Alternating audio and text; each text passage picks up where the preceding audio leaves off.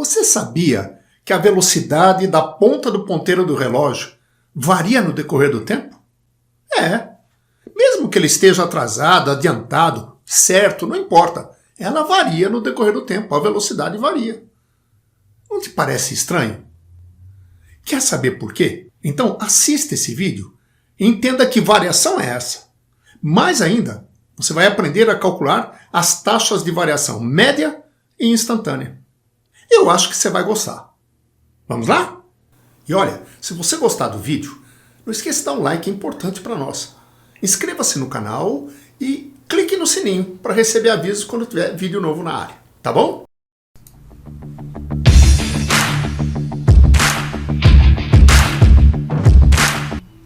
Vamos entender o que vem a ser aceleração centrípeta.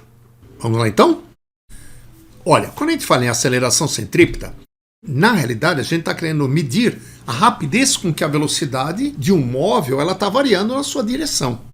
Lembrando que direção é uma característica de vetor, uma característica vetorial da grandeza física velocidade. Para ilustrar isso, vamos imaginar um móvel descrevendo um movimento circular uniforme. Olha aí, ó, famoso MCU. Então a trajetória circular de raio R constante e nós temos aqui um movimento uniforme. No instante T1, a velocidade dele é V1, olha só. E a direção da sua velocidade, lembra, é da reta suporte do vetor, ela é tangente à trajetória. Então, primeira coisa importante, a direção da velocidade do móvel no instante T1 é esta reta aqui, ó, tangente à trajetória, ok?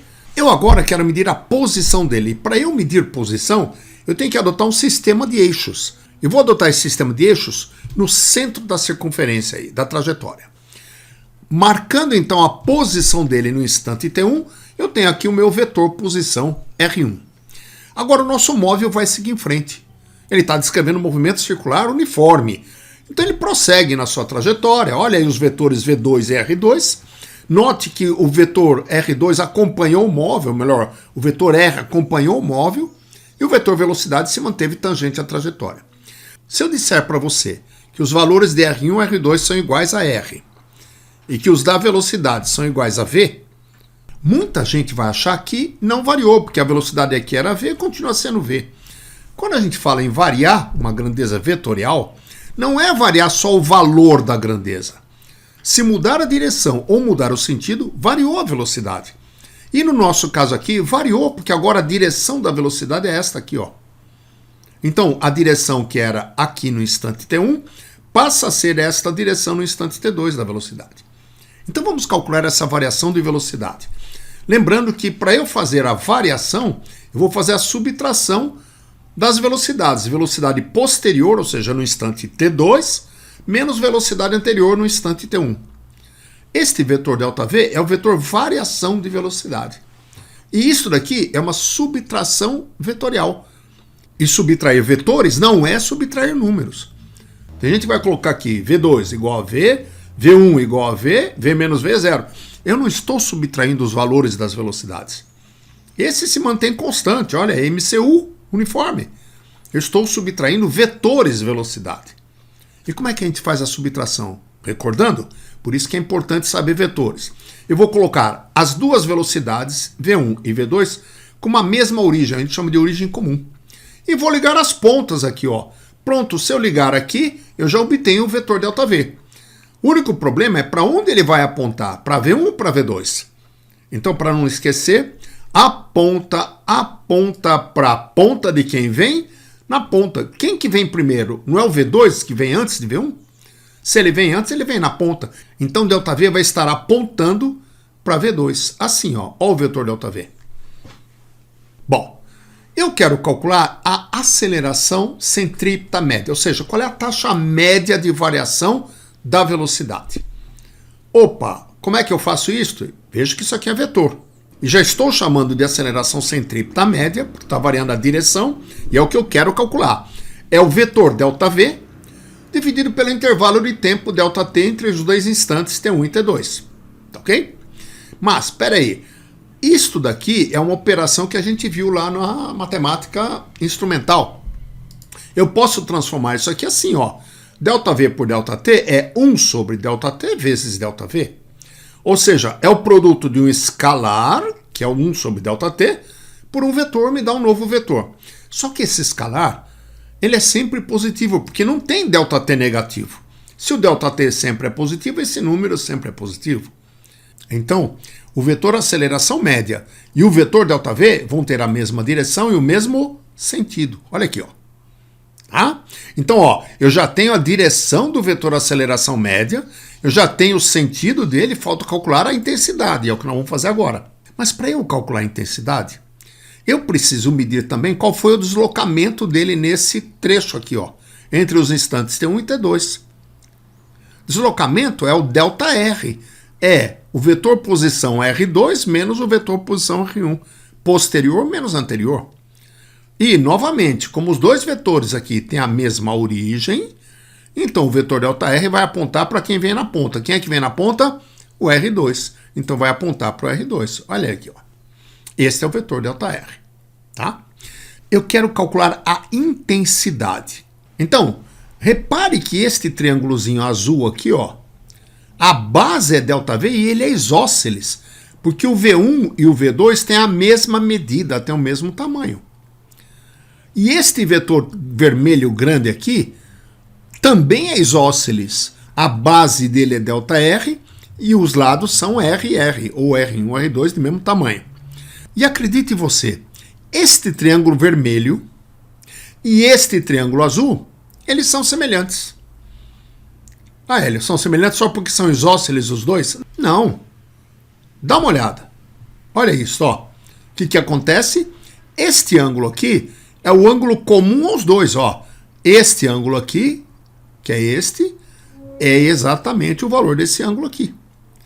E os outros ângulos, este e este, são esses dois aqui, ó. E eles são congruentes. Tá aqui, dois triângulos semelhantes. Tem dois ângulos, pelo menos, congruentes. E seus lados são proporcionais. Opa! O lado desse aqui é a base desse triângulo, é o ΔV.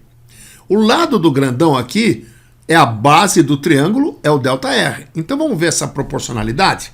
Assim, ó. A base do azulzinho, ΔV, então coloco ela aqui, está para o seu lado é V1. Mas o valor de V1 é quanto? É V. Então ele vem aqui, ó. Então estou fazendo base está para lado. Vou fazer a mesma coisa no grande. A base dele, que é o ΔR, está para o lado dele, que é R. Aí. Ok? Bom, mas eu quero calcular ΔV por ΔT. Então olha o que nós vamos fazer, ó. Eu vou levar o V para lá multiplicando. Pronto. E aqui eu vou dividir o ΔV por ΔT e do lado de cá a mesma coisa. Então fica assim, ó. Eu posso fazer isto. Aqui fica ΔV sobre ΔT igual a V sobre R vezes ΔR sobre ΔT. Tá legal? Se eu estou dividindo o módulo do vetor ΔV por ΔT, eu estou calculando o módulo da aceleração centrípeta média. Olha ela aqui, ó. Mas eu não quero o módulo da aceleração centrípeta média. Eu quero aceleração centrípeta instantânea. Então agora chegou a hora mais importante para você entender por que se faz isso na física. Como eu quero alguma coisa instantânea, eu vou fazer o seguinte. Eu vou considerar um ΔT cada vez menor. Ou seja, se ao invés de pegar um T2 muito maior do que o T1, ou seja, um ΔT grande, eu vou pegar ΔT cada vez menor. Intervalo de tempo menor. E vou estudar qual é o limite disso daí. Então vamos entender. Eu vou ver qual é o limite de ΔV por ΔT quando eu fizer esse ΔT tender a zero. E como é que a gente vai fazer isso? Acompanhe agora então. Vamos nos aproximar dessa região aqui, enxergar mais de perto isso aqui. Assim, ó. Dá uma olhada. Então aqui está o nosso vetor ΔR, deslocamento. E eu vou medir sobre a trajetória, que é a circunferência, qual é a distância entre a posição no instante T1 e a posição no instante T2. Essa curva que aparece aqui, esse arco que aparece aqui, o tamanho dele é exatamente o nosso ΔS, que é o deslocamento escalar. Lembra, deslocamento é vetorial. Deslocamento escalar, o nome já diz, ele é escalar. Agora eu pergunto, o comprimento desta curva é o mesmo comprimento do ΔR? Não, né? O ΔS é maior que o ΔR. Mas e se eu fizer o ΔT tender a zero. Ou seja, o valor de T2 ser mais próximo do valor de T1. Então, quando o móvel passou aqui, eu registrei a posição dele. Só que eu esperei um tempão para registrar de novo a posição. Não, eu vou registrar um pouco antes ela aqui, ó. Olha, ó. Olha o que acontece com o comprimento do ΔS e o ΔR. Já não estão tão diferentes. Se eu pegar um instante mais próximo de T1 aqui, ó, já são quase iguais os dois. Você está reparando o que está acontecendo? O ΔT está ficando cada vez menor. O valor de T2 se aproxima do valor de T1. E toda vez que isso acontece, quando o ΔT tende a zero, lembra que eu estou querendo calcular o limite disso? O ΔS e o ΔR, seus valores vão ser iguais. Ou seja, o módulo do ΔR é praticamente o comprimento do ΔS. Eles são praticamente iguais. Hélio, é isso que eu não entendo, Hélio. Como é que pode serem iguais se eles, um é maior que o outro? Eu vou te mostrar. Olha que legal isso, ó. Fala para mim, qual desses risquinhos é curvo? Ah, você não está conseguindo enxergar? Então vou chegar mais de perto. Vamos lá, ó. Pronto, agora sim. Qual deles é curvo? Não conseguiu enxergar ainda? Não descobriu qual é? Sério? Tá, então vou te ajudar. O curvo é esse aqui, ó. Esse é o curvo. Ah, Hélio, como é que você sabe que isso é curvo? Porque eu fiz a partir desta circunferência, desse arco de circunferência. Você está reparando? Quando eu pegar ΔT mais próximo aqui, o arco ΔS praticamente tem o mesmo comprimento de quem? Do ΔR. E aí, voltando aqui, olha o que acontece. Nós acabamos de ver, quando o ΔT tende a zero, este ΔR tende a quem? A ΔS. E ΔS sobre ΔT é o valor da velocidade escalar média. Lembra, velocidade escalar, eu meço sobre a trajetória, o ΔS, tá? Velocidade escalar média, que é igual à velocidade instantânea V, já que o movimento é uniforme e o valor de V não muda. Olha aí, ó. Portanto, quando eu faço o limite de ΔS por ΔT, quando o ΔT tende a zero, isso me dá a velocidade instantânea V. Opa! Então posso trocar isso aqui no limite? Eu posso trocar isso aqui por V? Sim. E vamos fazer a conta? V vezes V dividido por R. V ao quadrado sobre R. E quem é V ao quadrado sobre R? A aceleração centrípeta. Olha aí como é que eu posso calcular a aceleração centrípeta. Se eu conhecer a velocidade do móvel que está fazendo a curva, conhecer o raio da trajetória, naquele momento eu calculo a aceleração centrípeta, eu sei qual é a taxa de variação da velocidade que ele está tendo. Mas só uma coisa. A aceleração centrípeta é grandeza vetorial. Como é que eu vou desenhar, Hélio? Ó, dá uma olhada. Se eu pegar este segmento de reta, que é o ΔR, que por sinal é a corda nesta circunferência, e traçar a mediatriz desse segmento. Lembra que a mediatriz, pelo ponto médio, eu traço uma perpendicular ao segmento, pelo ponto médio. Olha aí, ó. Toda a corda, se você desenhar a mediatriz da corda, ela vai passar pelo centro da circunferência. Agora, olha que interessante. A gente não trabalhou com esses dois triângulos? Não foi à toa. Isso sempre vai ser verdadeiro. Olha o vetor aceleração centrípeta média. Dá uma olhada. Onde ele está, ó. Olha aí, ele é na mesma direção da mediatriz do segmento ΔR.